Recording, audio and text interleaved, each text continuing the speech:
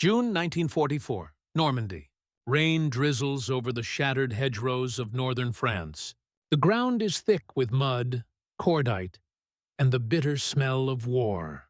From behind a tangle of roots, a lone British rifleman steadies his short Magazine Lee-Enfield. His hands move fast. Bolt back, cartridge in, bolt forward, 12 rounds a minute, maybe more.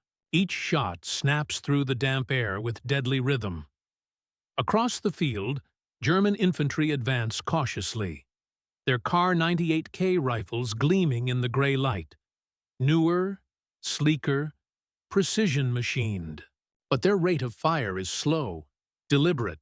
For every one of their cracks, a dozen Enfield reports answer back. To them, it sounds like machine gun fire. Mud splashes, helmets ring, and still the British line holds.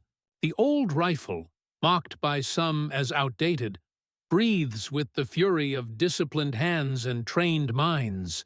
It's not just a weapon now. It's identity, tradition, and survival molded in walnut and steel. And in that moment, one question echoes through the smoke of Normandy. Why did British soldiers trust this relic? More than any so-called modern gun? Long before the thunder of World War II echoed across Europe, the short Magazine Lee-Enfield had already carved its legend. Born from the industrial workshops of Enfield Lock, its roots traced back to the 1890s, when the British Empire stood at its zenith. The army needed a rifle that could serve across continents, from the deserts of Egypt to the jungles of Burma. A weapon that was fast, reliable, and deadly accurate under pressure. The Lee-Enfield system evolved from James Paris, Lee's ingenious rear-locking bolt and detachable 10-round magazine. A revolutionary design in an age when most armies still relied on 5-round internal magazines. The SMLE, officially adopted in 1907, was chambered for the .303 British cartridge, a rimmed round that had already proven its reach and stopping power in the Boer War. Then came the doctrine that made this rifle legendary: the Mad Minute. British riflemen were drilled to fire 15 aimed shots in 60 seconds at a man-sized target over 300 yards away. It wasn't just marksmanship. It was muscle memory, discipline, and a national standard of precision. In World War I, the Germans at Mons mistook the speed of British rifle fire for hidden machine guns. By the armistice, the SMLE had already become an extension of the British soldier's identity. As the 1930s darkened with the rise of fascism, the world's armies modernized. Germany produced the Karabiner 98K, sleek and finely engineered. The United States turned to the semi-automatic M1 Garand. Britain, however, held on to its SMLE. Critics called it outdated, a relic of trench warfare. But the British General Staff understood something others didn't. They valued reliability over novelty. The SMLE's smooth bolt allowed rapid fire even in mud and sand. Its 10-round magazine gave British soldiers twice the capacity of most of their enemies. When war erupted in 1939, the SMLE was still there, in the hands of British troops at Dunkirk, in North Africa, and across the Empire. It wasn't perfect, but it worked. And when men's lives depended on a pull of the trigger, that counted for more than any new design on paper. In an era racing toward automatic weapons, Britain's infantry entered the war carrying a rifle that looked old, yet still performed like new. To understand why British soldiers clung to the Lee-Enfield when other armies marched with newer weapons, one must look beyond design into doctrine, training, and identity. The German army entered World War II with the Karabiner 98K, a shortened descendant of the Mauser rifles that had served since the late 19th century. It was beautifully made, precise, strong, and incredibly accurate at long range. But it was also slow. Its internal 5-round magazine had to be loaded with stripper clips, and its bolt, though sturdy, required more force to cycle. The German approach favored accuracy and discipline in small units, where riflemen supported the machine guns, not the other way around. In the Wehrmacht's tactical mindset, the MG-34 or MG-42 was the centerpiece of infantry firepower. The riflemen existed to feed and protect it. The British Army saw things differently. To them, the individual rifleman was not an accessory. He was the foundation. Decades of colonial policing and expeditionary warfare had created a culture that prized the independent marksman. In dusty outposts from Sudan to India, a soldier had often fought alone or in small units, depending entirely on his weapon's reliability and his own aim. The Lee-Enfield, with its buttery smooth bolt and 10-round magazine, was built precisely for that kind of soldier. When Germany fielded automatic weapons like the MP-40 submachine gun, British troops were impressed, but not envious. The MP-40 was excellent in close quarters, yet its effective range was limited. The Enfield rifleman could strike accurately at 400 yards, forcing the enemy to cover long before he closed in. On the open battlefields of France, North Africa, and later Normandy, that range mattered. There were also practical reasons the SMLE endured. Britain entered the war under immense industrial strain. Replacing millions of rifles would have been an impossible burden for factories already stretched by aircraft and tank production. The Enfield design, familiar to every armorer and soldier across the empire, could be manufactured, repaired, and maintained in workshops from London to Lahore. Ammunition was abundant, and every Commonwealth soldier knew how to use it. But perhaps the greatest factor was training. British soldiers were taught to operate the SMLE with mechanical precision.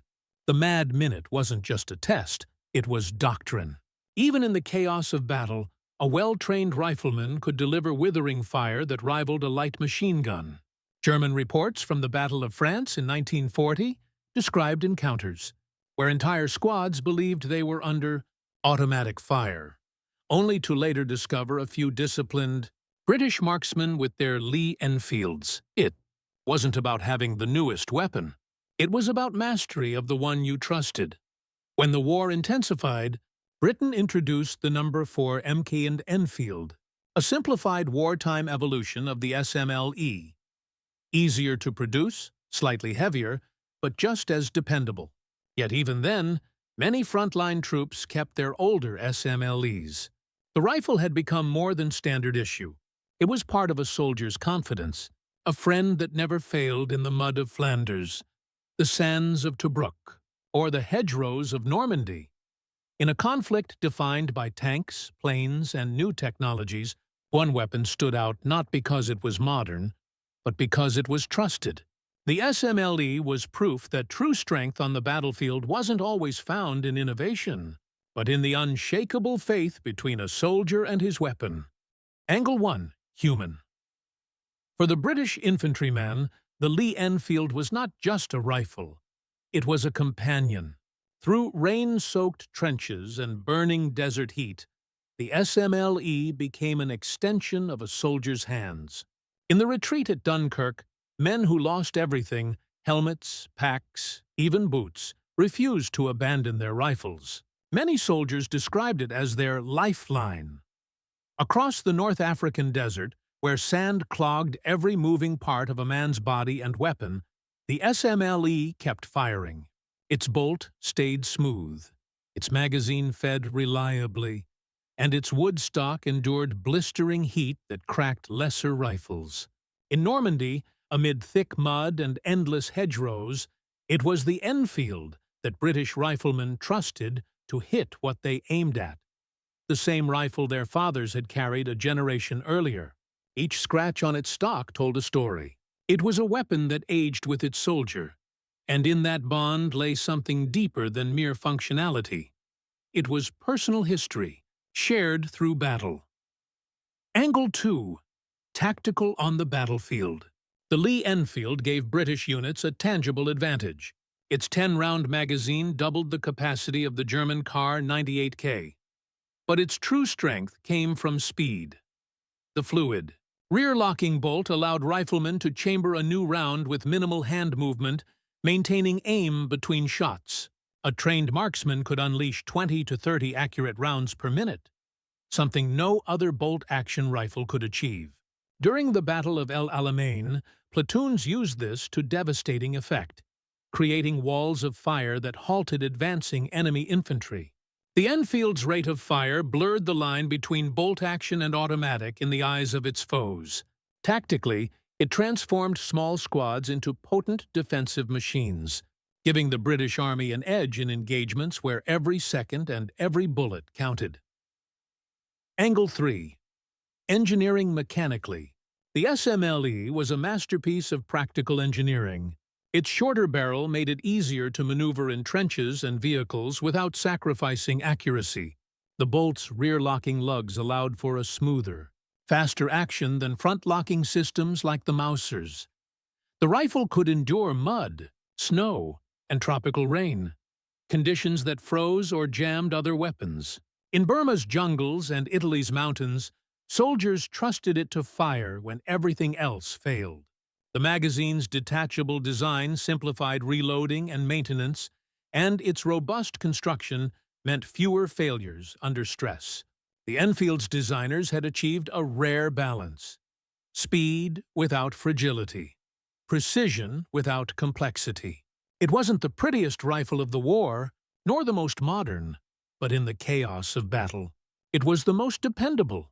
The SMLE's strength lay not in innovation for its own sake, but in engineering that understood the soldier and never betrayed him.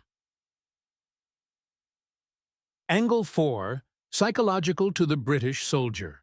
The SMLE was more than steel and wood. It was familiarity forged into confidence.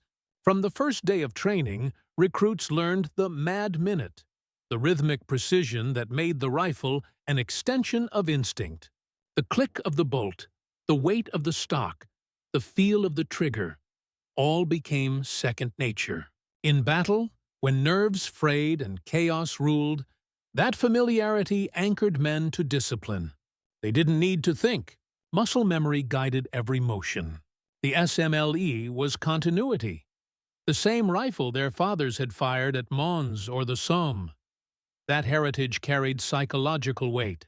It gave young soldiers a quiet assurance that they held something proven, something that had already survived the worst war humanity had known.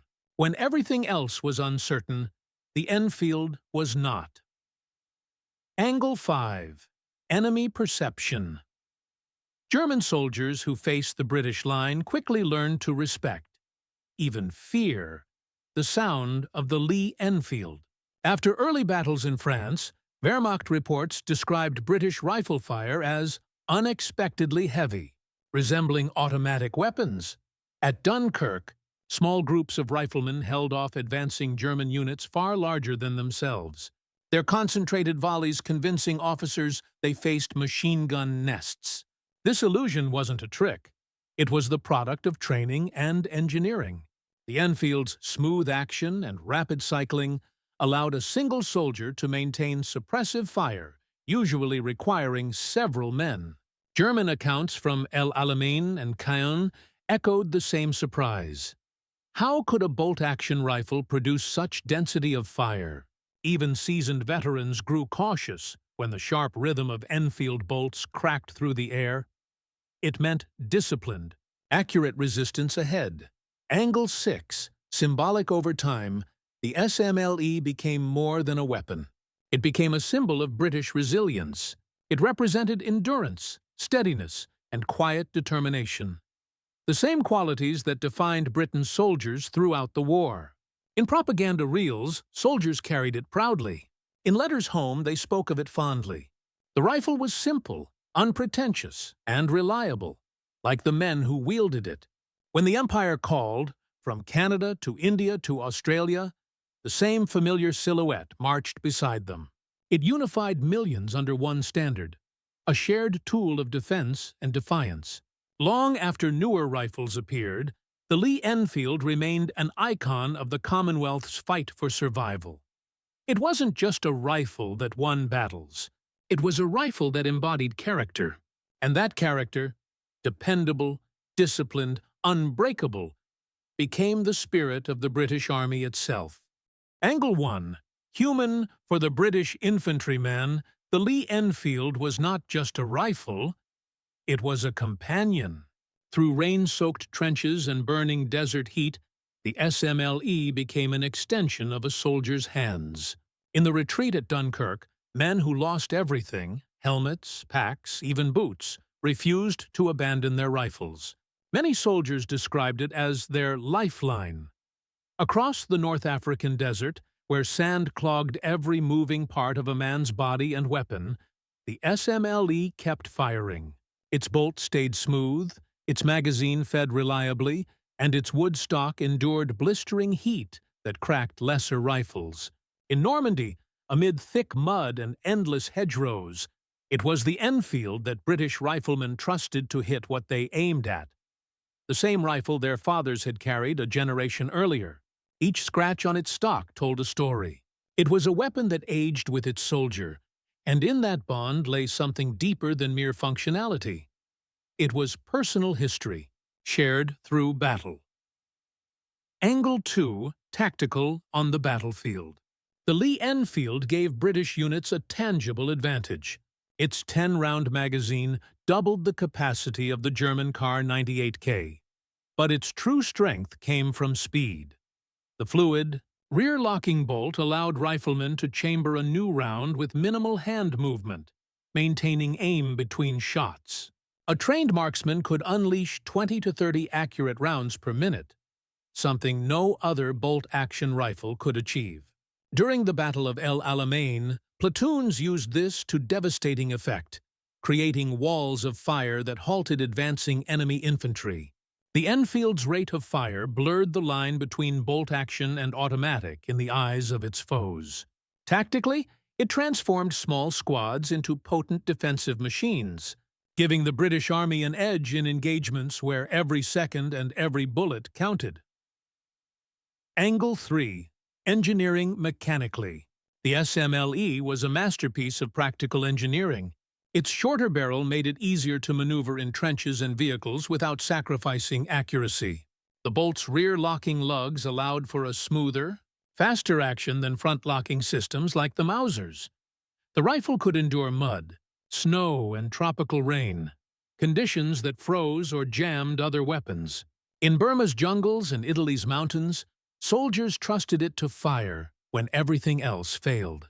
The magazine's detachable design simplified reloading and maintenance, and its robust construction meant fewer failures under stress.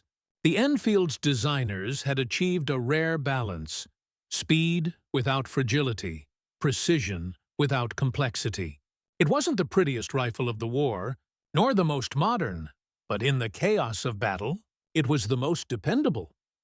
The SMLE's strength lay not in innovation for its own sake, but in engineering that understood the soldier and never betrayed him.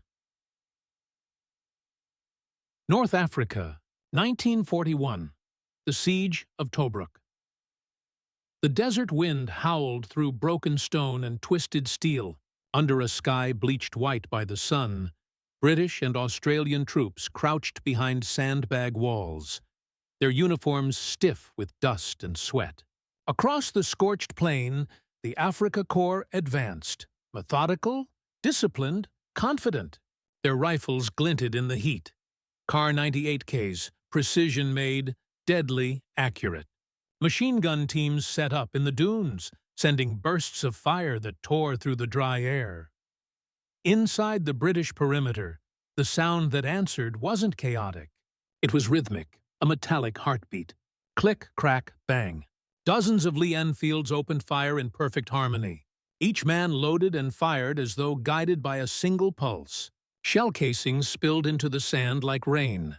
German soldiers, hearing the dense wall of shots, believed they had stumbled into heavy machine gun fire. But it was riflemen, men who had drilled mad minutes until the motion was muscle memory. The SMLE's 10-round magazine meant less time spent reloading, more time returning fire. Its smooth bolt action allowed soldiers to stay on target while cycling rounds with astonishing speed. At ranges of 300 and 400 yards, British shots found their marks. German units slowed, hesitated, then took cover. The precision was unnerving. Each bullet seemed deliberate, never wasted. The Germans fired back, their Mausers crisp and accurate but slower. Each reload meant a pause. Each bolt lift required more strength. Each magazine half the size. In the scorching heat, the Enfield's reliability shone. Its action refused to seize, even as fine dust infiltrated everything else. By midday, the field between the two lines was littered with spent brass and motionless figures. The German advance stalled, not by tanks or artillery, but by riflemen who refused to yield. In the chaos of Tobruk, the outdated rifle had proven itself once again, not with design, but with discipline. It was in these moments, amid smoke, sand, and sweat, that both sides began to sense a truth deeper than propaganda. Sometimes, the weapon that wins isn't the newest, but the one the soldier believes in with every breath. Months later, in the hedgerows of Normandy, 1944, that same truth echoed again, this time in the damp chill of Europe, under skies blackened by smoke and thunder. British riflemen moved carefully through the tangled countryside, where every tree line could hide a German marksman. The air was thick with fear and tension. Machine gun bursts erupted from hidden bunkers. Mortars shattered the silence. And through it all, the sharp, measured crack of the Lee-Enfield answered back. Here, the SMLE proved not just a soldier's tool, but a sniper's instrument of precision. Fitted with a telescopic sight, it became the No. 4T sniper rifle, capable of astonishing accuracy. British marksmen learned to breathe with their rifles, exhaling slowly before each squeeze of the trigger, letting the recoil roll through their shoulders like a familiar rhythm. At 600 yards, they could split helmets. At 800, they could silence machine gun nests. One German officer later described it as the invisible fire, unseen shooters picking off targets one by one, each shot calm and deliberate amid chaos.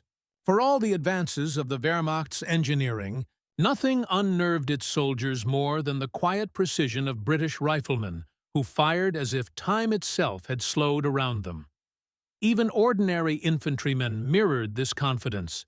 During the brutal street fighting in Caen, small British squads often held their ground against numerically superior German forces.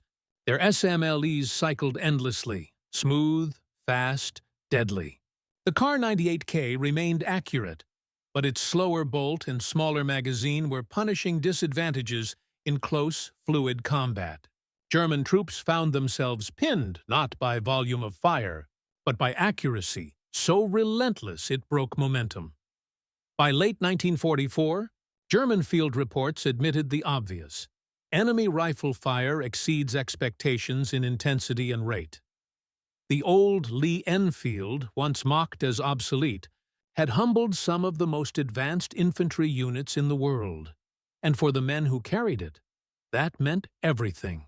When the world narrowed to mud, fear, and a single breath behind the sights, trust in one's rifle became a lifeline.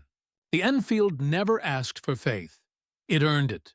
Every click of its bolt reminded the soldier that he was not alone, that generations before him had fought with the same weapon and lived to tell the tale. It wasn't just steel and wood anymore. It was legacy under fire, holding the line when everything else faltered. When the smoke of North Africa and Europe finally cleared, the Lee-Enfield was still there, scarred, trusted, and ready for more. The rifle that had seen 2 world wars refused to fade away. Across the British Empire and Commonwealth, from the jungles of Burma to the mountains of Italy, soldiers continued to shoulder it with quiet pride. In India, it served both British and Indian troops alike, cutting through dense monsoon air where humidity corroded lesser weapons.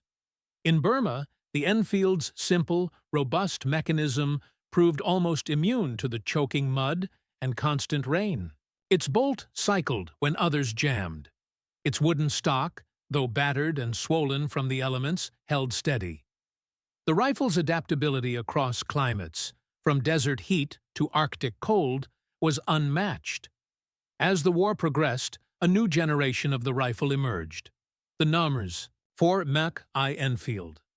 It was a streamlined evolution of the SMLE, heavier barrel, simplified sights, easier to mass-produce. Yet at its core, it was the same weapon, the same 10-round magazine, the same flawless bolt, the same spirit of dependability. Soldiers who transitioned to the number 4 quickly recognized its familiar feel, describing it as the old friend, only stronger.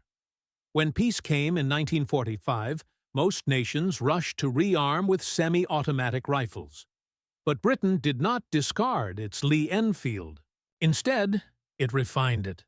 The rifle continued service well into the 1950s, outlasting weapons designed decades later. Even the British Army's eventual replacement, the L1A1 self-loading rifle, borrowed many design philosophies from the Enfield: ruggedness, reliability, and the emphasis on marksmanship. Around the world, its design influence spread quietly. In Canada, the number 4 MKE Pruers became standard. In Australia, the number 1 Make-3 continued to arm units into the Korean War. In India and Pakistan, factories produced Enfield variants well into the late 20th century. Wherever it went, the rifle carried not only its reputation but its legacy, a symbol of British endurance, craftsmanship, and soldierly faith. It was more than a weapon that survived 2 global wars.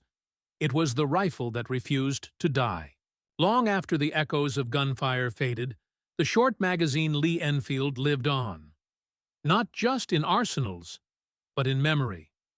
Veterans spoke of it in tones of affection usually reserved for comrades.